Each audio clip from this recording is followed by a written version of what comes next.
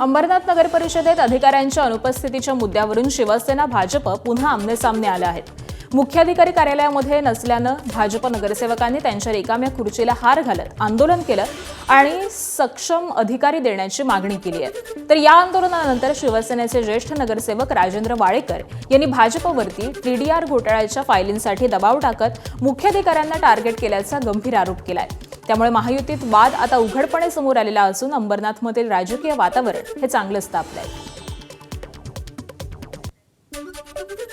आम्ही इथे नगरपालिकेमध्ये त्यांच्याकडे दाद मागत आला असताना इथे काहीच अधिकारी कोण जागेवरती नाही आहेत, शिवसाहेब जागेवरती नाहीत, म्हणून त्यांचा आम्ही सत्कार केला का बाबा अंबरनाथ शहराकडे पण तुम्ही लक्ष द्या.